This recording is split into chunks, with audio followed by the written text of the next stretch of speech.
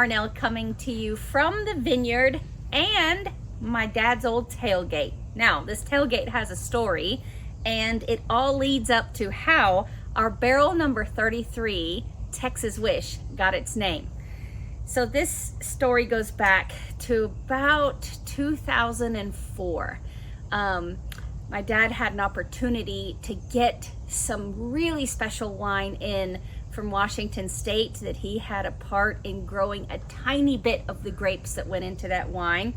That winery's name was Leonetti Cellars. Now, Leonetti is the first winery in Washington State, and it qualifies as a cult winery. Leonetti pre-sells all of their wine.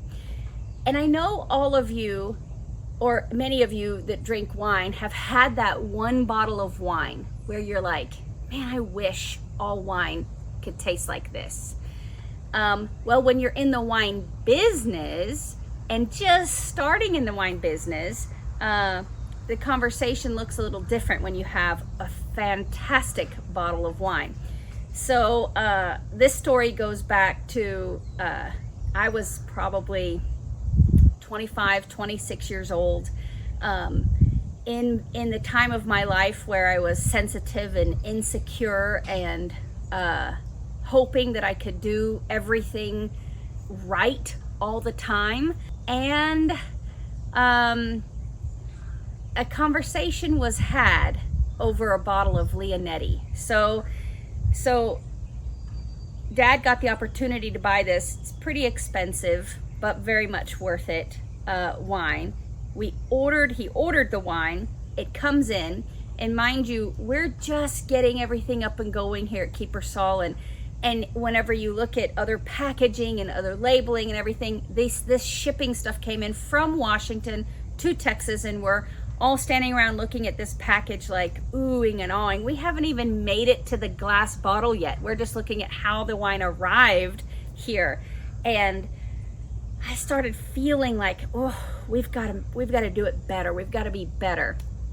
And we opened the bottle. Now, Dad was pretty proud because some of his fruit went into this wine, and I wanted him to have his moment. I wanted him to feel that pride in the fruit of his labor coming out and being a part of this winery. Now, we pull this beautiful bottle of Leonetti Merlot out, and he cracks the cork open, and we have our glasses ready and we're tasting, and this gorgeous inky wine pours into this glass. And first the packaging got me a little like, oh, we need to do better. Then I was like, whew, that's some pretty wine, and I should be excited, but that little green monster was coming out, and I was starting to feel a little insecure and jealous. And I think parents have an inherent knowledge of when their child, even if their child is 25 years old, are in their feelings, so to speak. Dad looked up at me, and this is how he did it, y'all. So he's got the Leonetti in his glass like this, and sometimes you kind of just lean in and twist the knife. And he looked at the wine, and he gave it a swirl.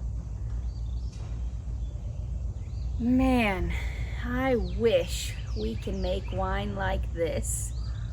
And I was like, well, me too. Maybe one day. And at that time, your goal is to be good, great, hang in there with the greats of the world. But sometimes you don't know what it takes to get there. And I think a lot of times God guides you in doing clean winemaking and anything in life, having that stick-to-itness. Now, and sometimes God just inserts himself, I think, and makes good things happen. So, the wish was laid down, y'all. We forget about the conversation. We go on with our life. About 8 months down the line, I'm topping barrels. So barrel topping is where you go and you take a portion of wine from another source and you fill every single barrel up to the top, to the brim. And in filling the barrel up, you're reducing the oxygen content in that barrel. But what happens when you're topping barrels is it displaces that oxygen, so the room is filled with this beautiful aroma of what was inside that barrel. So as you're topping, I was listening to music, listening to the Eagles. I'll never forget this. And I had Franciscan barrels, used barrels, and we had our own numbering system. And I'm out, barrel number 32, I'm topping, here we go. Open the bung, barrel 33, and I've got this little pitcher, looks like a watering can, and I'm topping barrel number 33. And the aroma was different. It was raspberries and coffee. And I thought to myself, wow, that's different. I go to 34 and it was more like 32. I thought, let me stop, pull a sample. Go get a thief, a wine thief, and pull a sample, pour it into the glass, and I'm thinking, wow, this is inky. What's going on with this? And I look at the barrel, and it must be a tannin reaction because they were used barrels, and must be something else kind of gripping onto the color in that wine. So I pull the sample, I take a sip, and I was like, wow, that's the best wine I've ever tasted. And then, and I've told this story so many times, and I don't know how else to tell it other than the angel popped up and the devil popped up. The devil said, hey, go down to Dad's cellar and get a bottle of Leonetti. And the angel's like, you better not. He paid $200 for that bottle.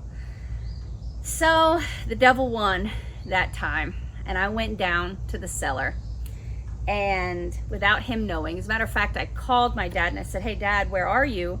And he said, I'm at the shop working. We had a metal shop. So, okay, he's working at the metal shop.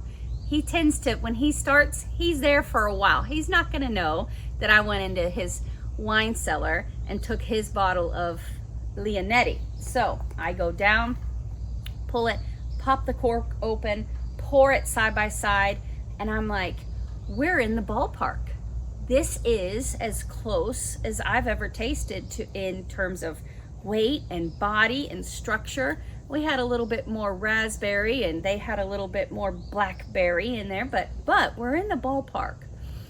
And I remember feeling just filled with so much joy that this vineyard had the capability of competing globally and not just staying in, oh, this is a Texas wine and this is what Texas wine tastes like, and if you like Texas wine you got to have a certain taste for it. No, Texas wine can show up and present itself in a way that Texas can be proud of. And so I called Dad up. I said, are you still at the shop? He said, yep. I said, I'm working on something I want you to taste. So I take the barrel 33 and I pour it into a little sample vial called Erlenmeyer, and I pour some of the Leonetti because I did not want him to know that it was his Leonetti. And we open up his tailgate just like this, and he's taking off his welding helmet and, what you got, kid? And I said, well, I've got 2 samples I want you to try. So I had 2 glasses. I've got another glass here. And I said, I don't want you to tell me what you think it is. I want you to tell me which one you like better overall. So I had barrel 33 here and I had Leonetti here, and he tastes the one and he says, that's really good. Taste the Leonetti. He goes, that's really good. And he looked at him and he goes, this one I like better. This one's just a little bit too bitter for me. And I said, you like that one better? And he goes, yeah. What'd you do to it? What's the difference? And I said, well, I will say that I was nervous at first, because had he not liked the Kiepersol one better, I was gonna try to think of how do I get that Leonetti cork back in the bottle and not tell him that I took his bottle of Leonetti. But I felt pretty confident then. So I said, well, that is barrel number 33 in our cellar, Merlot, and this is Leonetti Merlot. And he thought about it, and he looked up, he goes, my Leonetti? And I was like, yeah, you're Leonetti. And I was ready for him to be mad. But instead, he said these words, I got my wish. So that is how we came up with barrel number 33, Texas Wish. And true story, on the back of a tailgate of probably one of my most favorite father-daughter memories, other than pruning in the vineyard, and the reason we call our ultra premium red Texas Wish. And wishes come true, not from magic, but from sticking to it, sticking to your dream, and making it happen. So we make good wine, and I'm very proud of our barrel number 33. This label will continue to be our ultra premium label here at Kiepersol, and it's also one of the best descriptors I have of this wine is that it is the dichotomy of wines. It's full-bodied but soft and delicate.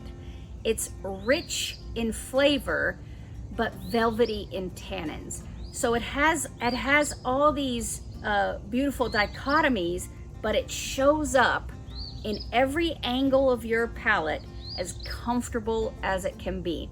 So the way I describe it to people, and I hope that this makes you think or makes you want to come out, see us, and get a taste, but this wine is a weighted velvet blanket for your soul.